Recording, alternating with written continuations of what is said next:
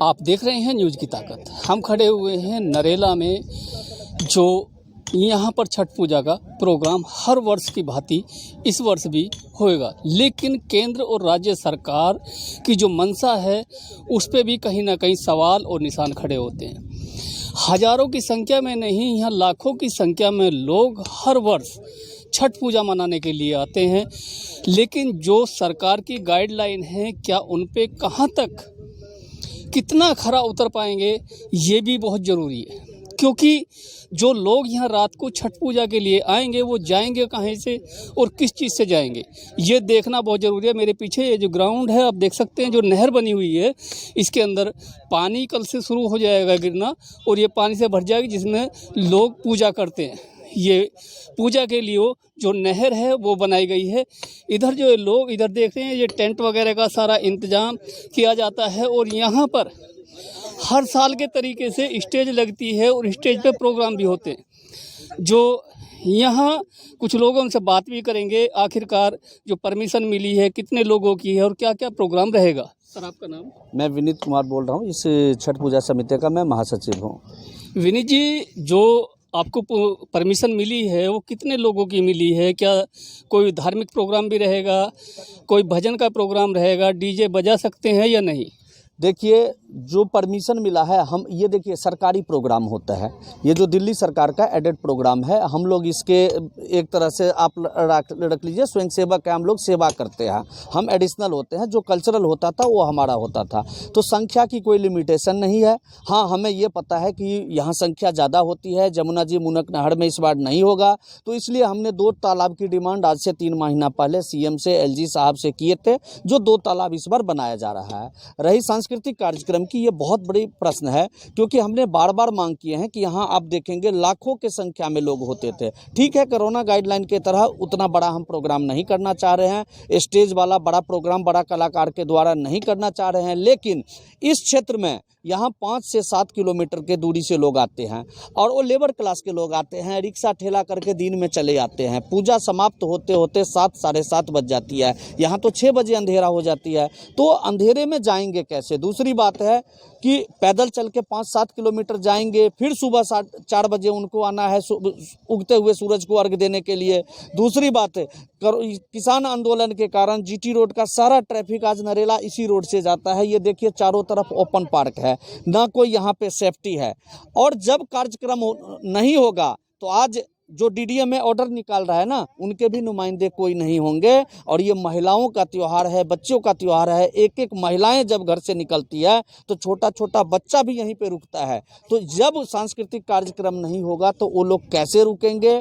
कौन उनका सेफ्टी करेगा? कहने के लिए तो डीएम मैडम कह देंगे कि कोई नहीं, सरकारी आदमी होंगे, लेकिन डीएम मैडम नहीं होंगे। और जब डीएम मैडम नहीं होंगे तो यहाँ पे कोई उनका आदमी भी नहीं होगा बिना सांस्कृतिक कार्यक्रम का। हमें पता है कि हम लोग किस तरह से उन लोगों को यहाँ पे रखते थे, जो सरकारी आदमी थे, प्रशासनिक आदमी थे, हम उनको कैसे हाथ जोड़ करके आपसी कोऑपरेशन के साथ रखते थे। जब सांस्कृतिक कार्यक्रम नहीं होगा तो वो लोग भी नहीं रुकेंगे। जब नहीं रुकेंगे तो 200-400 जो महिलाएं यहाँ पे रुकती है उनका सेफ्टी कौन करेगा? ये बहुत बड़ी प्रश्न है, क्योंकि हमने बार बार डिमांड किए हैं कि आप हमें भजन कीर्तन का, ऐसा नहीं कि स्टेज का, कम से कम भजन कीर्तन। अब वो क्या कर रहे हैं कि लाउड स्पीकर भी नहीं बजेगा, स्टेज नहीं लगेगा, कोई भजन कीर्तन नहीं, 10 आदमी से भजन। आप एक बात बताओ, इस विशाल ग्राउंड में जहाँ पे 200, 400, 500 भक्त होंगे, क्या 10 आदमी से कीर्तन होगा?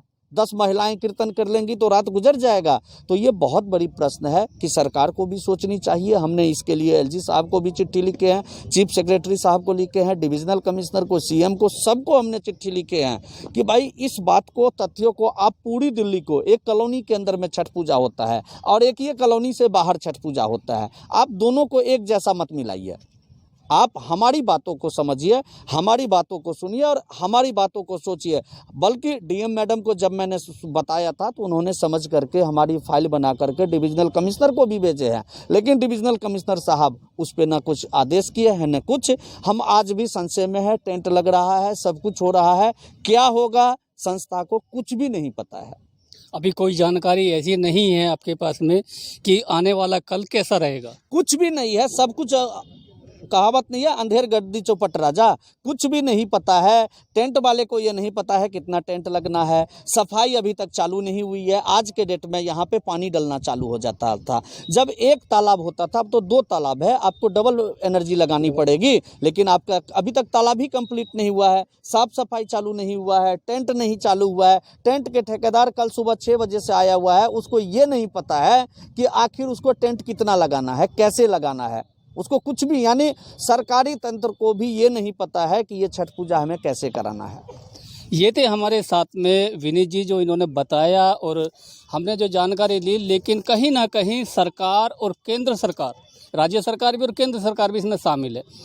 अगर किसी का भी त्यौहार आता है या कोई इस तरीके का मामला बनता है धार्मिक, उस पर कुछ ना कुछ ऑक्शन लग जाते हैं और कहीं ना कहीं लोगों को परेशानी का सामना करना पड़ता है। जैसे भी विनीत जी ने बताया कि जो लोग रात को रुकते थे वो जाएंगे कैसे, जो 8 किलोमीटर 7 किलोमीटर 6 किलोमीटर पैदल चल के आते हैं, वो जाने आने में उनके साथ में कोई हादसा भी हो सकता है।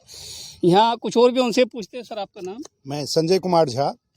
संजय जी, जो आज आपने यहाँ तैयारी करनी शुरू कर दी है जी, और कल का आपको भी भरोसा नहीं है कल क्या होगा, क्या प्रोग्राम सही तरीके से होगा या नहीं होगा? देखिए, प्रोग्राम के लिए हम लोग आस लगा के बैठे हैं। हमें चाहिए कि इन महिलाओं को जो नंगे पैर आते हैं 6-7 किलोमीटर से चल के, रात भर वो जाग के रहते हैं, व्रती रहते हैं, उनको रोकना है। इसके लिए हमें भजन कीर्तन, कम से कम भजन कीर्तन की तो परमिशन मिले। और सरकार कह रही है लाउड स्पीकर नहीं, मंच नहीं। हम मंच नहीं बना रहे, हम नीचे ज़मीन पे बैठ के भजन कीर्तन कर सकते हैं। जो व्रती हैं कम से कम वो तो रुकें। उनका जाने का आने का ये भी नहीं होना चाहिए। एक बार वो जाते हैं, अंधेरे में जाएंगे, अंधेरे में आएंगे, उसका कौन रिस्क लेगा? डीएम मैडम कह रही हैं कि हमारा पुलिस व्यवस्था होगा। क्या हमारी महिलाओं के साथ पुलिस व्यवस्था उनको लेके आएंगी? क्या वो ट्रांसपोर्ट सिस्टम दे रहे हैं? या हमारा जो आस्था है, पहले गवर्नमेंट को ये तो सोचना चाहिए कि जिनका व्रत है कम से कम उनके नुमाइंदों को तो बिठाओ, उसके बाद आप डिसीजन लो। उनकी तो भावना को समझो, या सारा भावना सारा थोप दो। हम लोग भी चाहते हैं कि कोरोना प्रोटोकॉल के अंतर्गत हम सारी जितने भी नियम कानून है, जो भी दिशा निर्देश है, हम उसको फॉलो करेंगे, हम उसको मानेंगे। जैसे सैनिटाइजर वगैरह, मास्क वगैरह, या उसका सैनिटाइजर का व्यवस्था हमारे संस्था की तरफ से होगा, मास्क होगा, हम टेम्परेचर चेक करेंगे, सब कुछ जितना भी निर्देश है हम सब कुछ मानेंगे। कम से कम हमें रुकने का तो व्यवस्था दो। इस अंधेरे में कहाँ रहेंगे? अगर प्रोग्राम नहीं होगा, कोई यहाँ रुकेगा कैसे? उसकी सुरक्षा का कौन जिम्मेदार होगा? और आप देख रहे हो यहाँ किसान आंदोलन, ऊपर से इतनी ट्रैफिक, साथ में चारों तरफ से स्लम एरिया, उनका कौन सुरक्षा देगा? जो व्रत कर रहे हैं, आस्था है, उसको छोड़ भी नहीं सकते, करना तो है ही। लेकिन हमारी मांग है कि हमें कम से कम जो हम जैसे भी हम कर रहे हैं कुछ तो दो, ताकि रुक सकें सारे व्रती को ये लगे कि नहीं हमारी भावना का कदर किया गया। नहीं तो हमारे मन में तो यही होगा कि हम लोगों के लिए उपेक्षित कर रहे हैं, हमारी सरकार हमें नहीं पूछ रहे।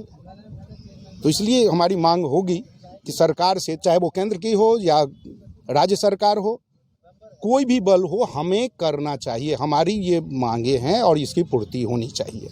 देखिए, एक तरफ तो लोगों के दिल में गुस्सा भी है, क्योंकि केंद्र सरकार हो या राज्य सरकार हो, जिस तरीके से राज्य सरकार और केंद्र सरकार जनता के साथ में एक व्यवहार जो कर रही है वो बिल्कुल गलत है। अगर इस तरीके से सरकार जो चाहती है तो वो बिल्कुल सरासर गलत है, क्योंकि जो महिलाएं हैं वे रात को कहाँ जाएंगी और कैसे जाएंगी, उनकी सुविधा कौन जिम्मेदारी उनकी लेगा? सर, आपका नाम? अशोक कुमार झा मेरा नाम है। अशोक कुमार जी, जो ये अब छठ पूजा का प्रोग्राम आपने टेंट वगैरह की भी सारी तैयारी कर दी है, पानी भी कल से डलने लगेगा, तो उसमें क्या सरकार ने आपको क्या क्या परमिशन है इशू कराई है? अभी तक कोई भी सही जानकारी नहीं दिया गया है कि किस प्रकार से करा जाए। सब अंधेरे में है, कोई भी गाइडलाइंस का कोई भी सुचारू रूप से नहीं दिया गया है। हम भी समझते हैं कि कोरोना काल है, हमें कोरोना का जो प्रोटोकॉल है उसको मेंटेन करके चलना है, सारा चीज़ देखना है, सैनिटाइज की सारी व्यवस्था हो, सब सुविधा हो। लेकिन सबसे बड़ी बात है कि यहाँ रात में रुकने के लिए कुछ ना कुछ गवर्नमेंट व्यवस्था करे, जिससे कि यहाँ रुका जा सके। कोई प्रोग्राम, छोटा सा प्रोग्राम हमको करने का इजाज़त मिले, जिस वजह से यहाँ जो श्रद्धालु आएंगे वह रुकें। रात के समय में कहाँ जाया जाएगा, कहाँ क्या किया जाएगा? तो ये हमारे साथ में जो लोग थे जो छठ पूजा यहाँ आप देख रहे हैं कि छठ पूजा का जो ग्राउंड है, या ये कह दीजिए कि रामलीला ग्राउंड भी है यहाँ पर, इसमें छठ पूजा हर साल होती है और काफ़ी लंबे अरसे से होती है। ये पूरा का पूरा जिसमें पानी भराया जाता है, सारा कुछ होता है। हम आपको बता दें कि जिस तरीके से यहाँ लोग परेशान हैं, कहीं ना कहीं ये अब देखना होगा कि सरकार की मंशा आखिरकार क्या है। दिल्ली से ब्यूरो रिपोर्ट।